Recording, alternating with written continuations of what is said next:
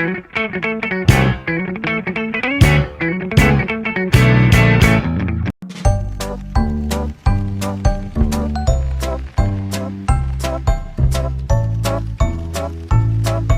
guys, welcome back to my channel. Jadi di video kali ini aku akan membuat penjelasan materi tentang flowchart paperwork. Jadi langsung aja kita mulai ke videonya. Flowchart paperwork. Flowchart paperwork adalah flowchart yang digunakan untuk menelusuri alur dari data yang ditulis melalui sistem. Flowchart paperwork sering disebut juga dengan flowchart dokumen.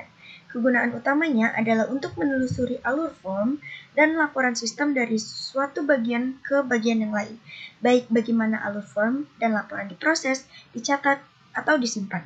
Flowchart paperwork merupakan diagram alur yang menggambarkan proses aliran dokumen dalam suatu sistem atau organisasi. Fungsi dari flowchart paperwork dalam kesehatan. Yang pertama, mempermudah pengelolaan rekam medis, di mana flowchart ini menggambarkan alur dokumen rekam medis pasien dari pendaftaran hingga penyimpanan, serta memastikan data pasien dicatat, diperbarui, dan disimpan secara benar. Yang kedua, meningkatkan efisiensi proses administrasi, di mana memastikan alur kerja administratif seperti pendaftaran pasien, pembayaran, dan klaim asuransi berjalan dengan lancar. Yang ketiga, menjamin kepatuhan terhadap regulasi kesehatan. Yang keempat, membantu komunikasi antara unit pendaftaran, dokter, laboratorium, apotek, dan bagian keuangan. Dan yang kelima, memastikan alur dokumentasi pasien berjalan dengan baik untuk menghindari kesalahan medis seperti pemberian obat yang salah atau diagnosis yang tidak lengkap. Tujuan dari flowchart paperwork yaitu untuk menunjukkan bagaimana dokumen bergerak dalam suatu sistem dari awal hingga akhir. Yang kedua, mengidentifikasi area yang memerlukan perbaikan atau otomatisasi untuk meningkatkan efisiensi. Dan yang ketiga, membantu berbagai bagian dalam organisasi memahami peran mereka dalam pengelolaan dokumen. Yang keempat, menjadi dasar dalam pengembangan sistem manajemen dokumen berbasis digital. Yang kelima, mengatur dokumen sesuai standar yang berlaku untuk audit dan pelaporan. Manfaat dari flowchart paperwork.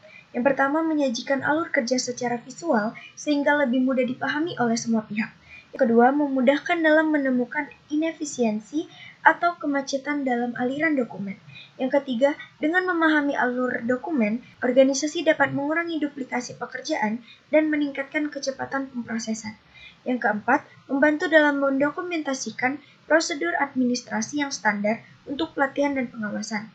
Dan yang kelima, mengurangi risiko kesalahan dalam pengelolaan dokumen serta memastikan kepatuhan terhadap regulasi yang berlaku.